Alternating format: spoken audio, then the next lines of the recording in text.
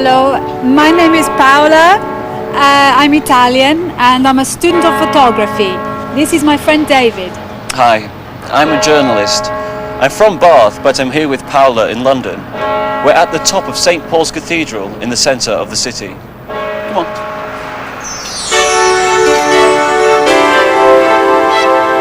And no, Paola, an English one. But that's very difficult.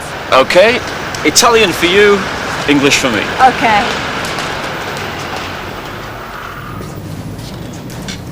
Two newspapers and an A to Z, please. What's that?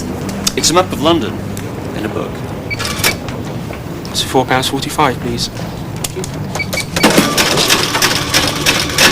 55p change, thank you. Thank you. Bye.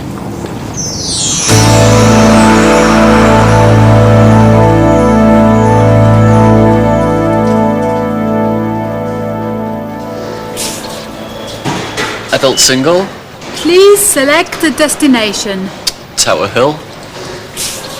Oh, that's expensive, isn't it? Well, this is London.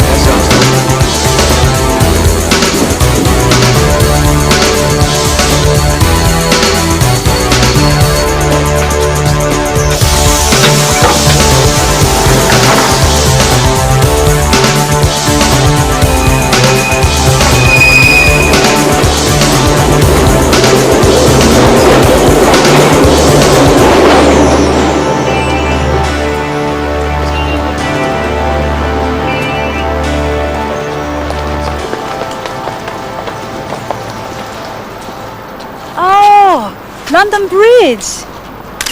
It isn't London Bridge, it's Tower Bridge. Well, I don't know. I'm only a tourist.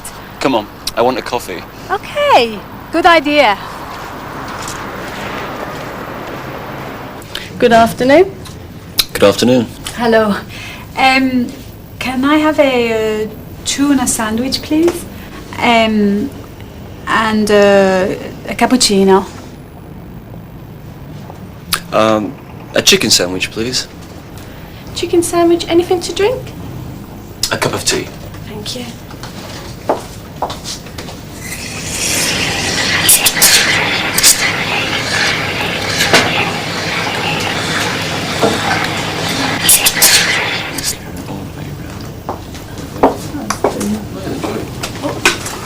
Chicken sandwich. Tea. Tuna sandwich. Cappuccino. Thank you. You're welcome. Is it nice? It's okay. But it is Italian coffee. How much is that?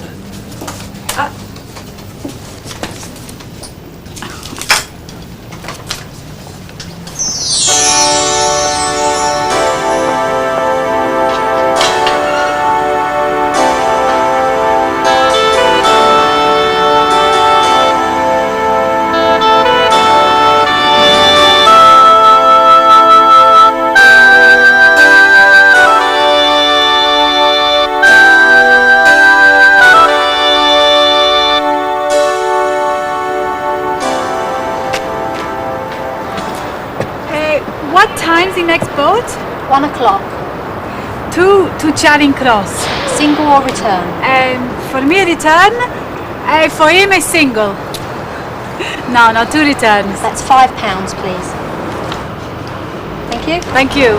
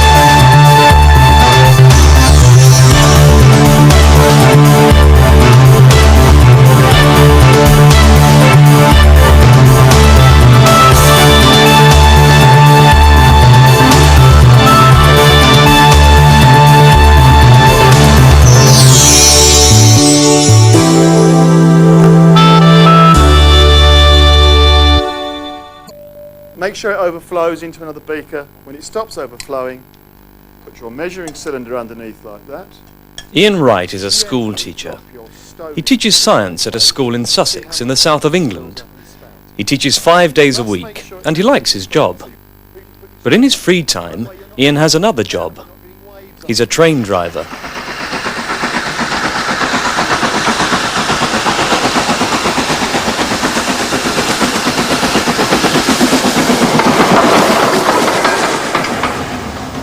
This is the Bluebell Railway. It's a private railway. They only have old steam engines here and beautiful old carriages. About 500 people work here. They work here in their free time, not for money, but because they love the old trains. Ian Wright works here at weekends.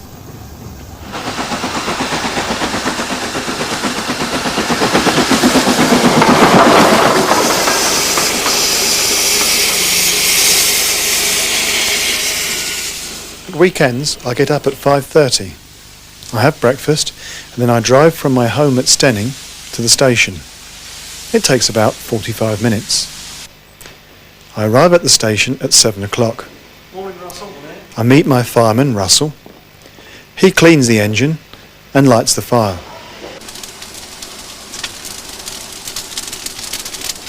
I check all the controls.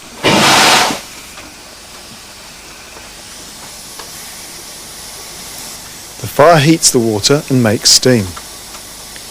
It takes 2 or 3 hours to make enough steam to drive the engine.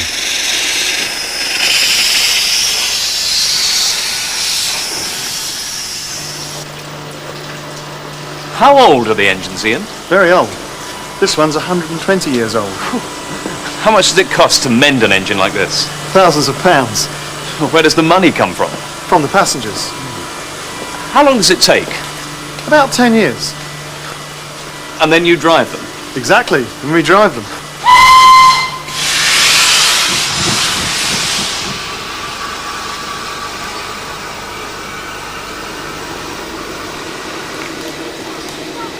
Is this your engine today?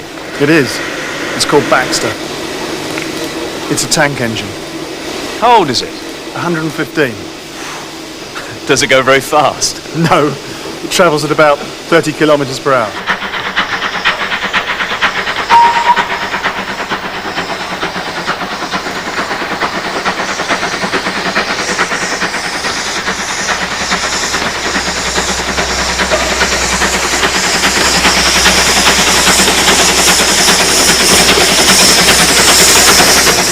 Ian, is it easy to drive a steam engine? No, it isn't. It's very difficult. It takes a long time to learn. What are these controls? There is the brake. It stops the train. This blows the whistle. This makes the train go faster. And in there is the fire. Whoa, that's hot! Over 250,000 passengers travel on the Bluebell Railway every year. They go from Sheffield Park Station to Horsted Keynes and back again. That's about 14 kilometres. The journey there and back takes an hour. The tickets cost £3 for a single and £6 for a return.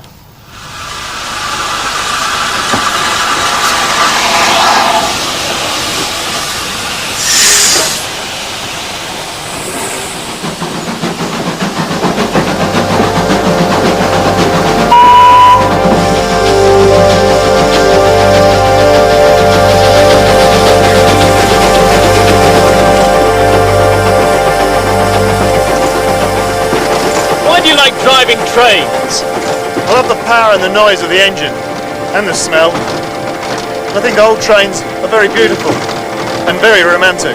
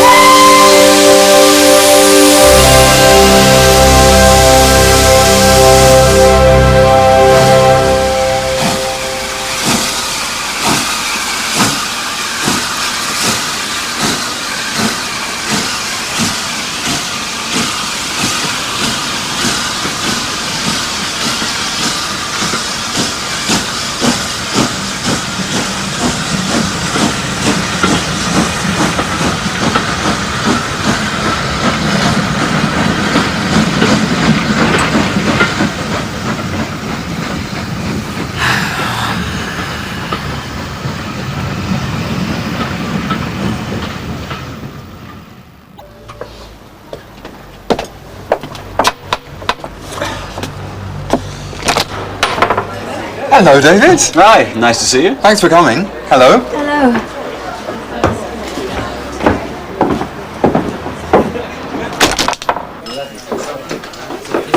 Come through. Fee? Hi, Fee. This is Paola, my friend from Italy. This is John, an old school friend. Pleased to meet you. Hello. And Fiona. Hello. Hello. Can I take your coats? Oh, thanks very much. Can I get you another drink, Paola? Yes, another mineral water, please. A beer for you, David? Please. Where are you from, Paola? Rome. Oh, I love Rome. Yes, it's very beautiful, but sometimes it is too busy. I don't like the traffic. What do you do there? I'm a student. I study photography, but in Bologna and not in Rome. Really? How interesting. Paola's very nice. Yes, she is. I like her a lot. Her English is good too. That's because I'm a good teacher, isn't it? Oh, yeah. Well, actually, she studies a lot. What do you do, Fiona? I'm a teacher in a primary school. Do you enjoy it? Well, yes, I do. It's hard work, but the holiday's nice and long. What does John do? He's a civil engineer. Sorry? He builds roads and bridges. Ah, I understand.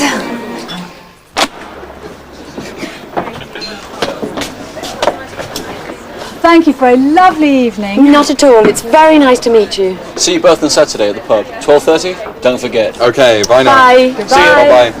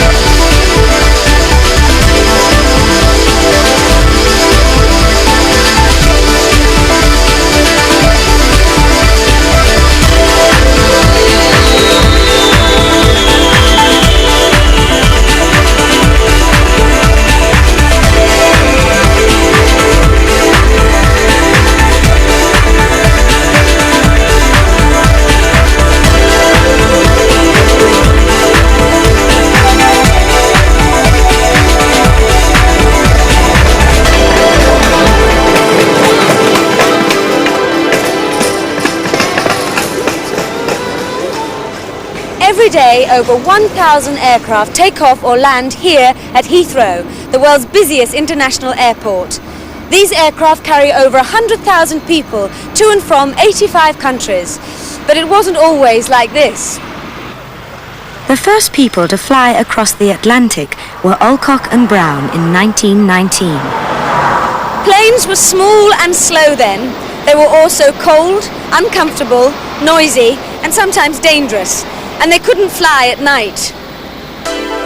By the Second World War, planes could fly to any country in the world, but there weren't many passenger airports, only military airports.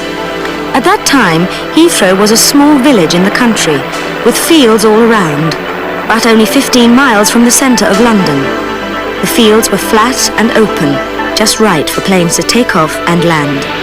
Heathrow Airport opened on the 1st of January 1946. At first it was small, and there weren't any buildings, just tents for the customs. Plane tickets were very expensive, so only rich people could travel by air. By 1950, Heathrow was the busiest airport in Europe. There were new jets, which were fast, safe and comfortable, and more people could buy plane tickets. In 1955, 2.6 million passengers used Heathrow. In 1965, there were 10.6 million passengers. By 1980, there were 27 million.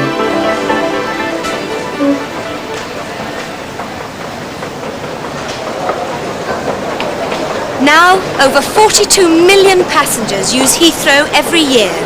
They can fly to over 200 destinations, and they take 57 million pieces of luggage with them.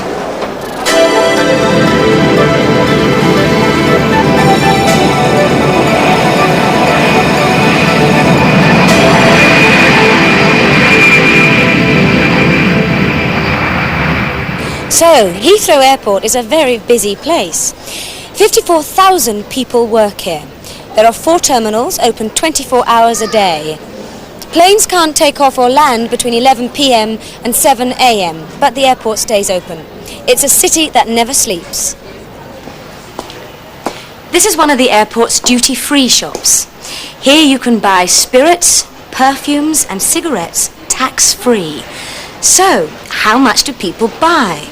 Well, every year these shops sell 1.3 million bottles of perfume, 4 million bottles of alcohol, 12 million cigars, and guess how many cigarettes? 539 million. Ah, fresh air. But of course the air isn't very fresh around here. These planes burn kerosene, lots of kerosene. Every year, planes at Heathrow use about 3 billion litres of fuel. At least kerosene is lead-free.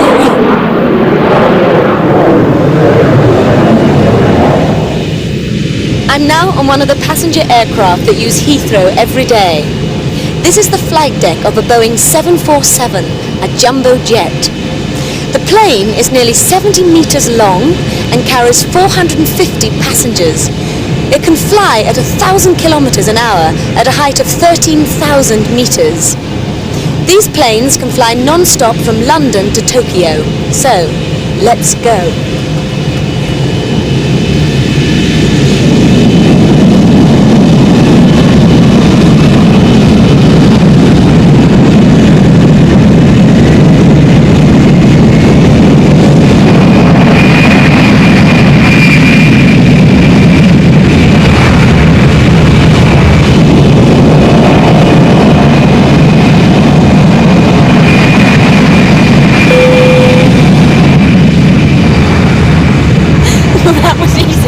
But of course, this is only a flight simulator where pilots learn to fly.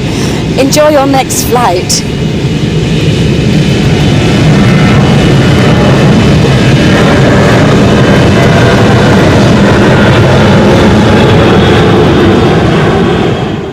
Get some money.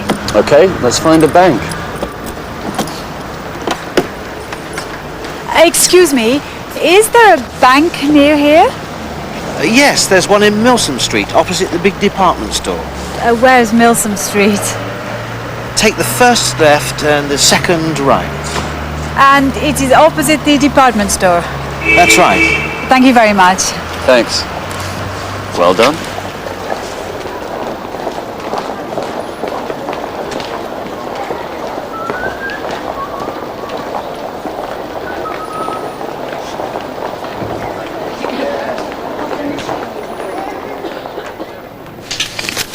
That's 10, 20, 30, 40, 50. Thanks very much.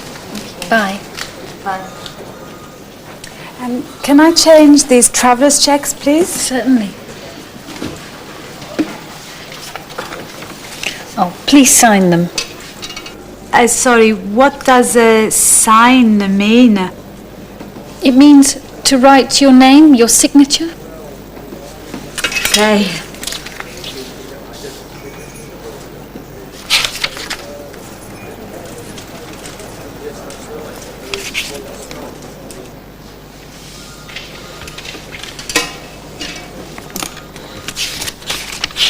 That's £100. Can I see your passport, please?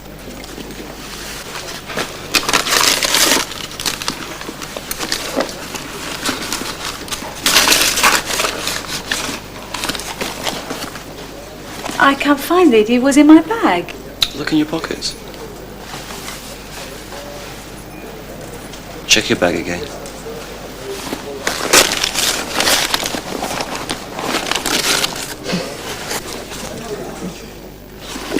Here it is. Come on, Paola, wake up. That's fine. Can I see it?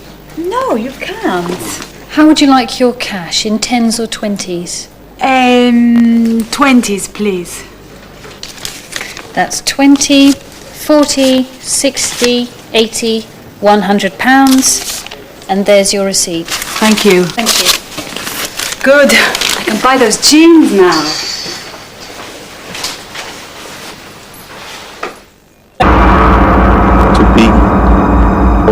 to be? To be or not to be? To be or not to be? That is the question. Those words come from Hamlet, a play that William Shakespeare wrote in 1603. Shakespeare is the most famous British playwright in history. People know his name in almost every country in the world. But who exactly was William Shakespeare? That is the question. Shakespeare was born in this house in Stratford-upon-Avon on the 23rd of April, 1564. Families were big in those days. William had 7 brothers and sisters.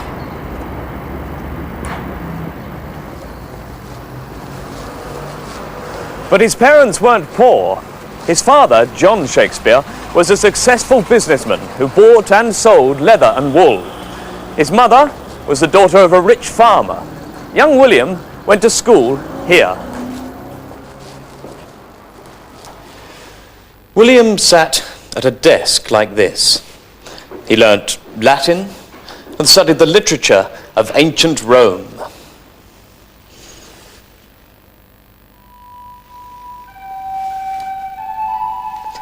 But he was probably more interested in the groups of actors who travelled from town to town and put on plays in schools, churches, halls, and public houses. These plays were very popular, and William probably went to see them after school. When Shakespeare left school, he went to work for his father, but soon after he met and fell in love with Anne Hathaway, the daughter of a farmer who lived here in this cottage. They got married in December 1582, and just 5 months later, their first daughter, Susanna, was born. William was 18, Anne was 25.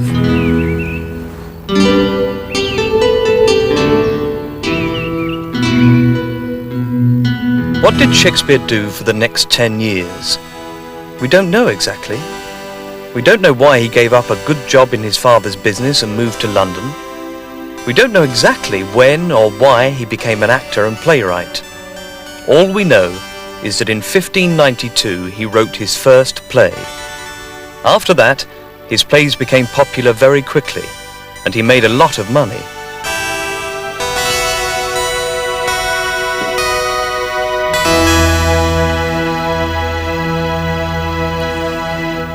"400 years ago, Shakespeare built a theatre, the Globe, here in the centre of London. It was one of London's first theatres. This is the new Globe Theatre. It will be exactly like Shakespeare's theatre. It was round and had no roof over the centre, like the theatres of ancient Rome. Okay in Rome, not such a good idea in cold, rainy London. The people of London loved going to the theatre. The Globe could hold 3,000 people. Some people sat to watch the plays. Others stood in the middle, in front of the stage. The audience were usually noisy, often clapping and cheering and shouting to the actors. And there were only actors, no actresses. Young boys played the parts of women. It often rained in London then too, and everyone got very wet.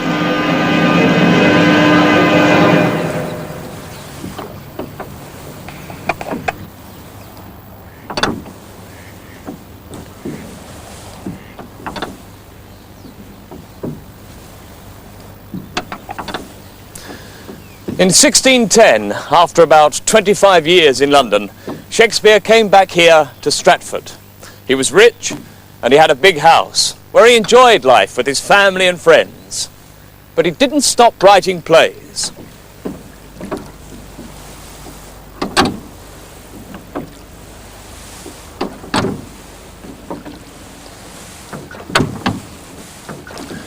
What can people in Stratford tell us about Shakespeare?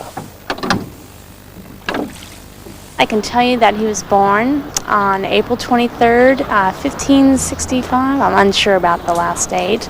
And he died on the same day. I know he was English. He was born in Stratford-upon-Avon. This is his house right here. He wrote a lot of plays. Can you name any of the plays that Shakespeare wrote? Hamlet, As You Like It, Romeo and Juliet. Macbeth, Midsummer's Night Dream. Hamlet, Macbeth, Coriolanus. Do you know the name of his wife, other than Mrs. Shakespeare? No. No? No, I'll take a guess. Guinevere? Nearly. Anne Hathaway. Can you remember any famous lines that Shakespeare wrote? No. To be or not to be? To be Or not to be. all the world's. The stage. There are 3 theatres in Stratford where you can see one of Shakespeare's plays almost every night of the year. This is the Swan Theatre, which is like a theatre from Shakespeare's day. What kind of plays did William Shakespeare write? Well, he wrote 39 plays. Some of them are comedies, for example, A Midsummer Night's Dream and A Comedy of Errors. They have happy endings. Well run, Thisbe! Others are stories from English history. For example, stories about the kings of England. They are very patriotic. Queen Elizabeth I often went to see them. And the others are tragedies, such as Hamlet and Macbeth. These are sad, dark stories of murder and revenge. My lord, it comes! Angels and ministers of grace, defend us. I am thy father's spirit. All of his plays are translated into many different languages and are famous all over the world. Shakespeare died on his 52nd birthday in 1616. He is buried here in Holy Trinity Church, Stratford. But the characters in his plays are still with us today.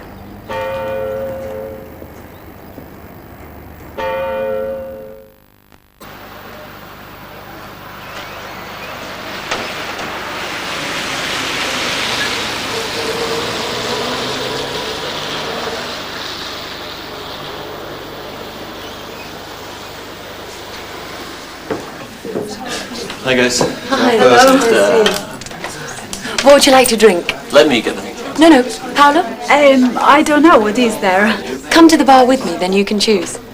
David? A pint of bitter, please. Same for me. And some peanuts. Anyone else for crisps or peanuts? Some crisp, please. What flavour? Cheese and onion.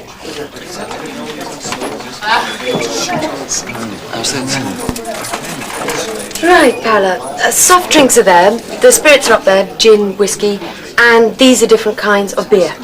Lager and bitter, basically. What's bitter? What's bitter? That's a difficult question. Here, try it. It's beer, but not fizzy like lager. It's not cold. A lager, please. Half a pint? A small one? Yes, please. And 2 pints of bitter, and orange juice, some cheese onion crisps, and peanuts, please. So you and Paolo? Oh, just good friends. We met when I was in Italy, remember? Oh, right. And 80 pence change, thank you. Thanks. So, how did you two meet? David stayed with my family in Rome when he was a student, and when he came home we started to write. It was a little bit. Extra time twice. Here we go.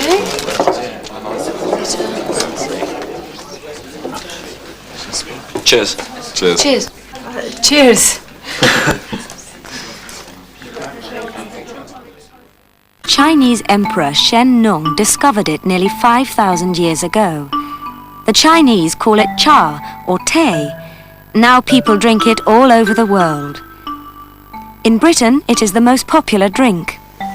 We use 12,000 million litres of water every year to make it.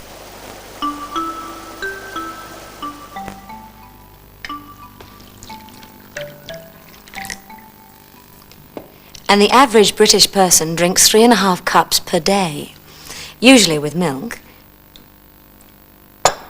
and sometimes with sugar. Which do you prefer, tea or coffee? Tea. Tea.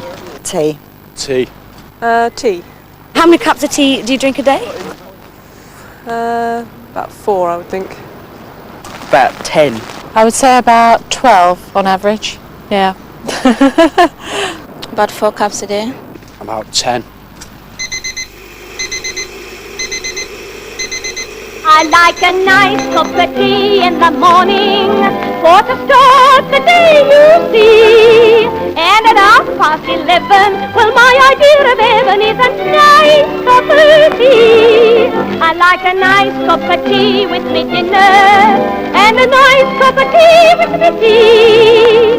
And when it's time for bed, there's a lot to be said for a nice cup of tea.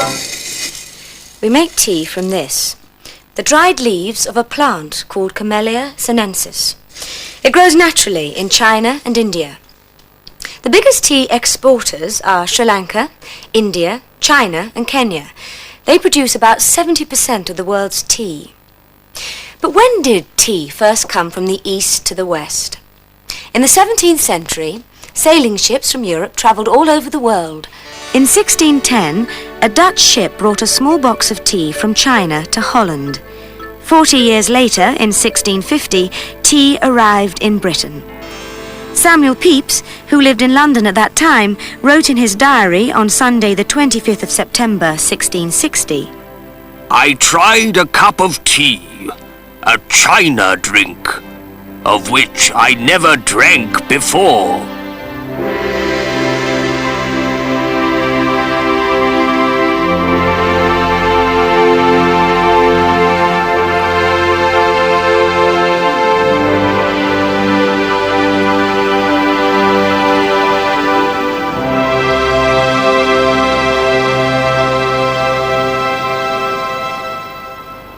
Tea became very popular.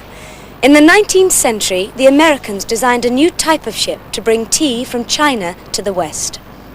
These ships were called tea clippers, and they were the fastest ships in the world. This is the Cutty Sark, the most famous British tea clipper. It was built in 1869. In the early 1800s, the Duchess of Bedford started the tradition of afternoon tea.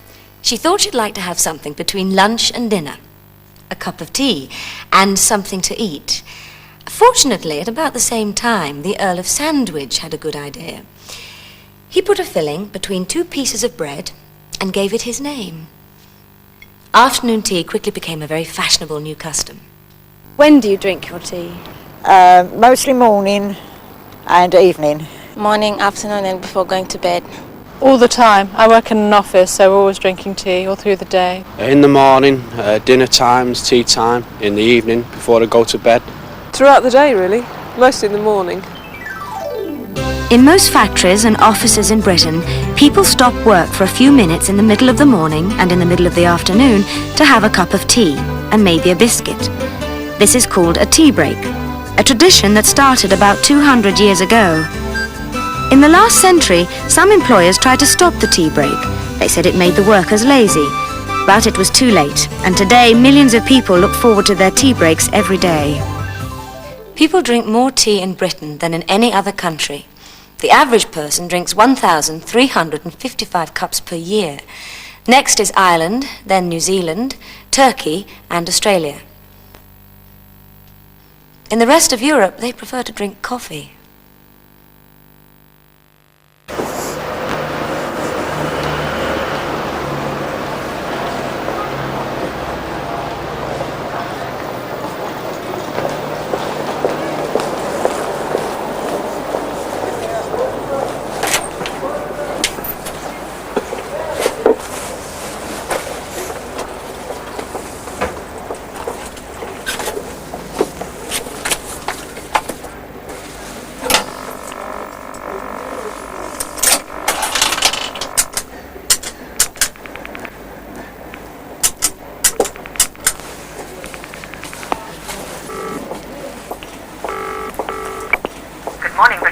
How can I help you? Yes, hello. I have a return ticket to Rome. I'd like to make a reservation for my return flight. What date do you want to travel? Thursday, the 26th of November. I'll just look on the computer and see what's available on that day. Is it Heathrow or Gatwick? It's Heathrow.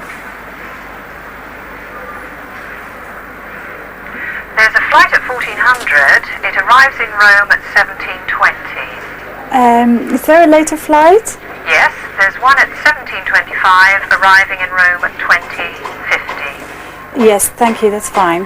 What class are you travelling? Economy. Is that one seat? Yes. I'll just book that for you.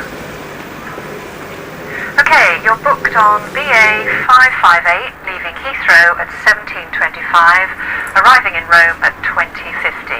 It will leave from Terminal 1. Thank you. Could I have your surname, please? Sorry? Your family name. Oh, Calvetti. That's Calvetti.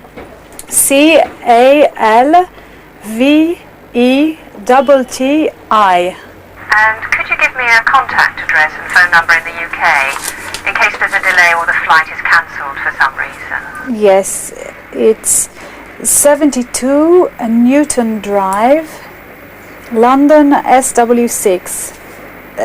The telephone number is... Oh, it's money. The telephone number is 071 649 2787. Thank you. Could you please go to the British Airways desk at Heathrow just before you check in? And the reference number for your reservation is RTU67L. Thank you very much. Thank you for calling British Airways. Enjoy your trip. Thank you. Goodbye.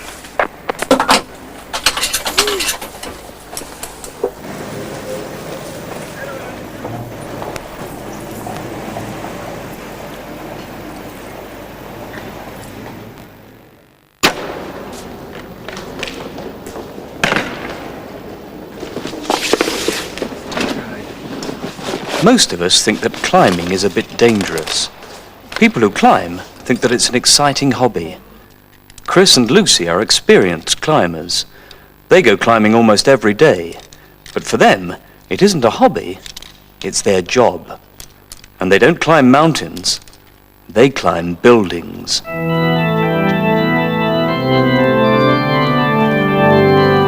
This is Coventry Cathedral.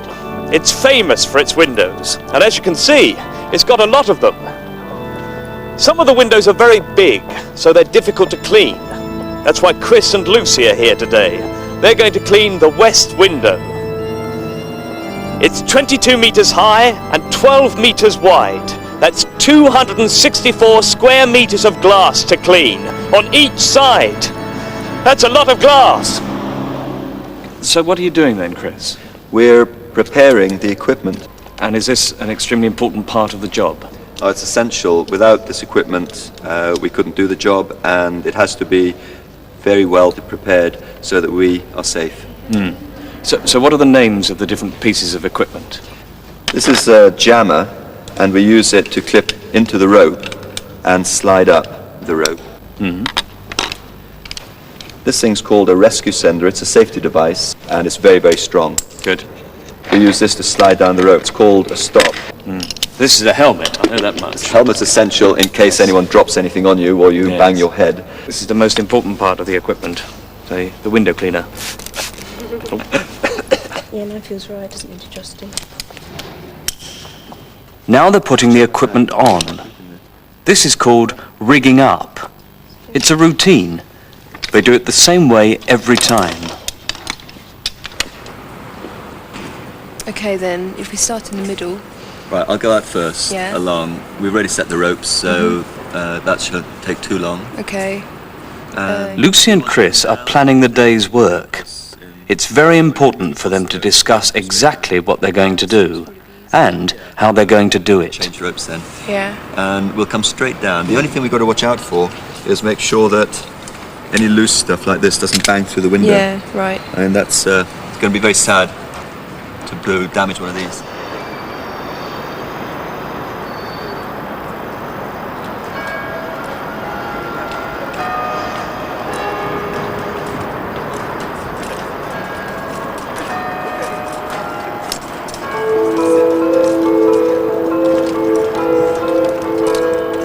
They're walking across the roof of the cathedral high above the city.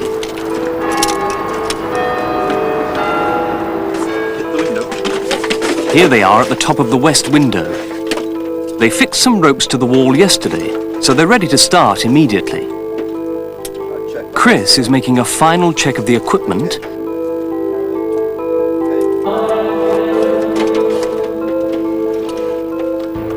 And now he's carefully stepping off the roof onto the ropes.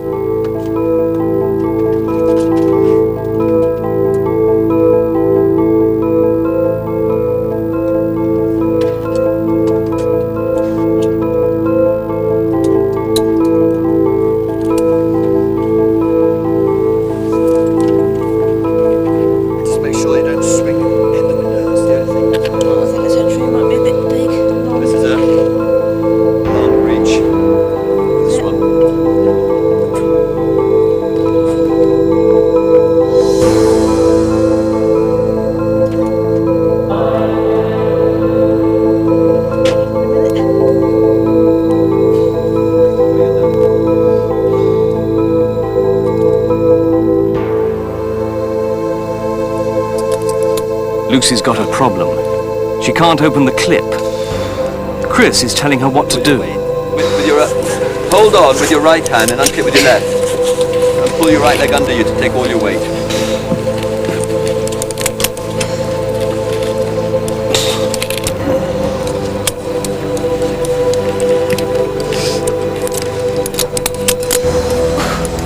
Done it? Okay, you're going to stop on these two. They'll be your ropes.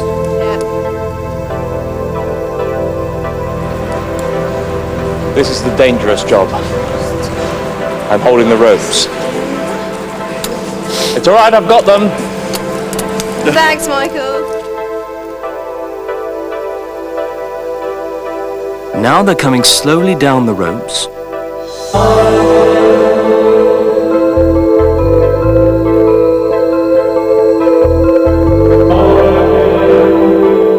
Chris and Lucy work for a company called Wall Walkers. Their job is to repair and clean parts of buildings that are difficult to reach. When they're working, the most important thing is safety. They look at each other all the time to check that everything is all right.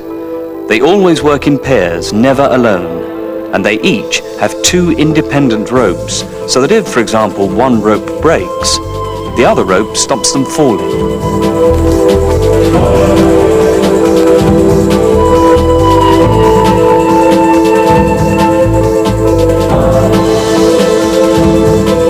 And they're cleaning the windows. It's going to be a long job.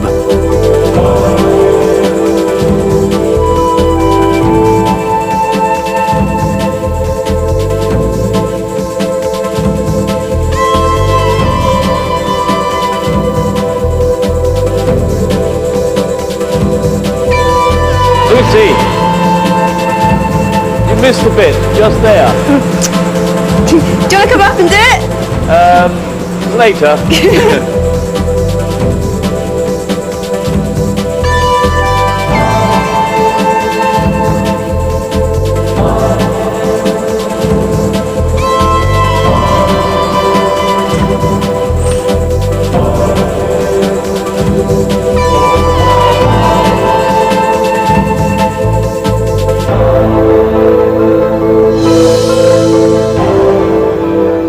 Somebody once asked the mountaineer George Mallory why he wanted to climb Mount Everest. He replied, because it's there. Let's ask Chris and Lucy why they like climbing. Do you like this job? I love it. It's great fun. Yeah? Yeah. Well, what other buildings do you climb? Offices, monuments. Church towers, anything at all, any building. All right.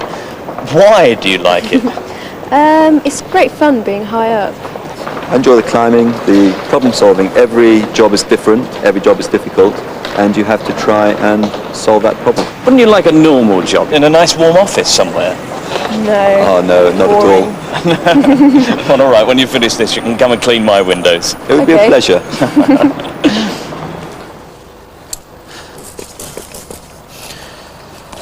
There's a lot of dirt on this window, and it's very difficult to clean. It's very cold up here, and it's a long way down. I wouldn't like to do this every day, would you? Excuse me. Tower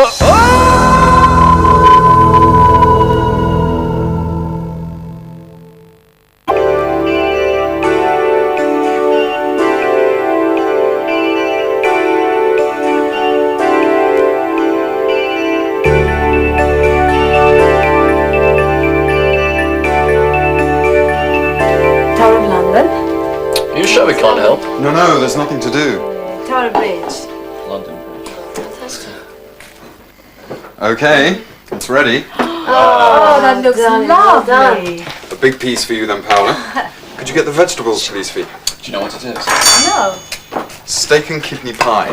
Typically English, especially for you. Thank you very much. Paola cooked me a wonderful Italian dish last week, spaghetti carbonara. No, spaghetti with bacon and eggs. That was okay, though. Is that enough for you? Please, do start. Thanks. It's delicious. Oh, good. I'm glad you like it. John's a good cook when he tries. Don't listen to her, Paola. She's worried that I'm a better cook than her. More wine, anybody? Could I have some mineral water, please? How much longer are you here, Paola? Oh, only until next Thursday, unfortunately.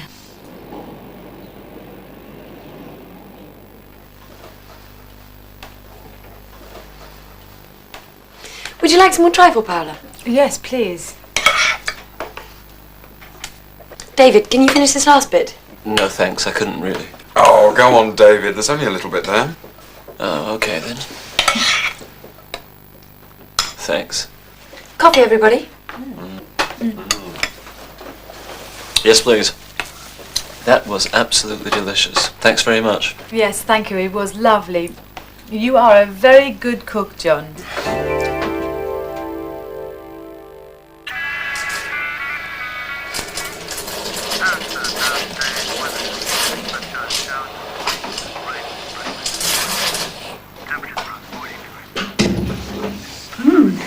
That smells good. A cappuccino machine. Where did you get that? I bought it yesterday in town, but I haven't learned how to use it properly yet. Ah. Thanks.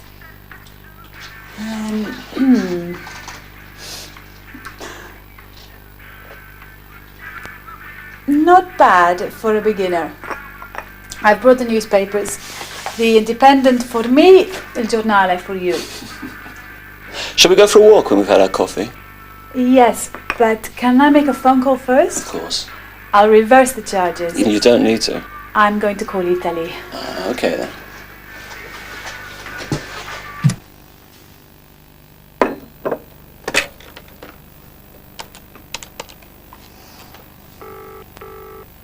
International Operator Service. I'd like to make a reverse charge call to Rome, please. Can I have the area code and number, please?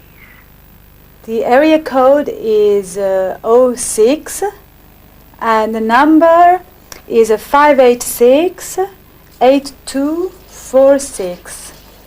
What number are you calling from? Bath 622398. What's your name, please? Calvetti, Paola Calvetti. Thank you. Daniel, hello.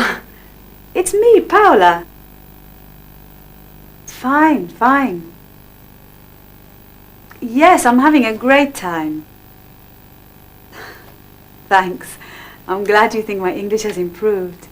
And listen, Daniel, I'm flying back to Italy on Thursday. Can you meet me at the airport? 8:50 in the evening. BA 558. Yes, see you on Thursday. And thank you very much. Ciao, Daniel. Who is that? Oh, Daniel, a friend of mine in Rome. Is he British then? Oh, no, he's American. And what does he do? He teaches English at Rome University. Oh.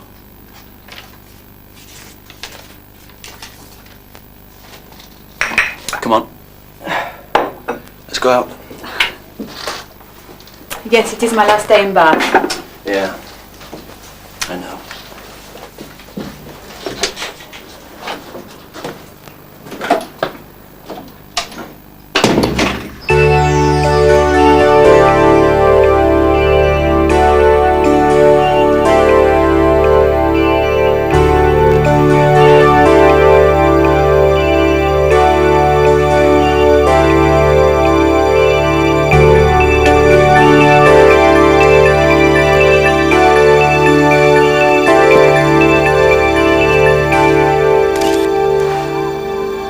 So lovely here. I don't really want to go home. Of course you do.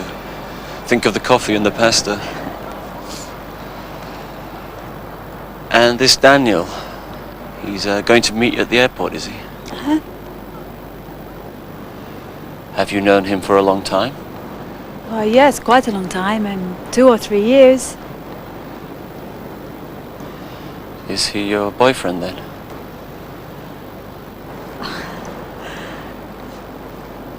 David, don't be silly. He is the boyfriend of my best friend, Antonella. You'll meet them both when you come to Rome at Easter. I look forward to that. Come on, let's go home. I'll make you another cappuccino. Okay, but this time in the cup and not in the saucer, okay? Okay.